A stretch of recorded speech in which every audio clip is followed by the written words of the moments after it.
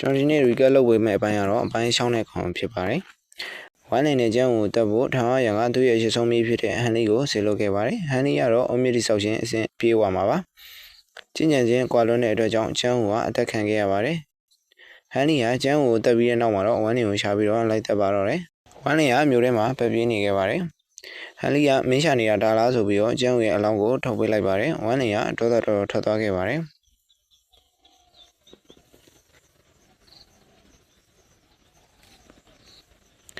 ဝမ်းနေကထန်ကြားမျိုးတွေကထွက်ပြေးခဲ့ပါတယ်။မျိုးရလုခန်ဒီမှာဟန်လီကတရေသားအဆင့်ဓာတ်နဲ့တိုက်ခိုက်တာကြောင့်စစ်ထုံနိုင်ကကူညီပြီးတော့နေရာရွှေ့ပြောင်းပေးလိုက်ရပါတယ်။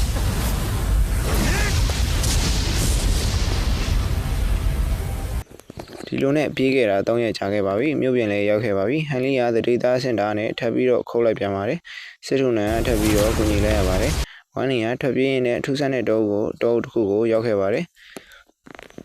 လွန်ခဲ့သော10နှစ်ကဆိုပြီးတော့နောက်ကျောင်းပြန်ခဲ့ပါတယ်။ဟန်လီကငယ်လေးကလေးကမြို့ထဲမှာစိတ်ကြိုက်သွားလာလို့ရပြီးတော့ကြိုက်တဲ့နေရာသွားကြိုက်တဲ့နေရာလာပြီးတော့ကြိုက်တဲ့လူကိုတက်လို့ရပါတယ်။ကြိုက်တဲ့ပစ္စည်းကိုလည်းယူလို့ရပါတယ်။အဲလောက်ထိကိုထားရကသူ့ရဲ့မိကိုရှစ်တာပါ။ထူးဆန်းတဲ့တော်ထဲမှာတော့ဟန်လီကသေလူမတက်ဒဏ်ရာတွေရခဲ့ပါတယ်။အဲဒါကိုအခွင့်ကောင်းယူပြီးတော့ဟန်လီကိုတက်နိုင်ခဲ့ပါတယ်။စစ်ထုံနိုင်ကလည်းဝမ်းနေကိုကူညီရင်းရှားတောင်းတာများသောသည့်အတွက်အိတ်ဆက်သွားခဲ့ရပါတယ်။ဝမ်းနေကဟန်လီရဲ့အုံမြင့်တိဆောက်ခြင်းအဆင့်ကိုလူယူပြီးအဆင့်တက်လိုက်ပါတော့တယ်။ထားရံကတော့သူမျိုးကိုလွတ်ဖို့ဝန်းကျင်လွတ်ပြီးတော့ပြောခဲ့ပါတယ်။ဝမ်းနေကဂီးမဆိုင်ခဲ့ပါဘူးတက်ပြလိုက်ပါတော့တယ်။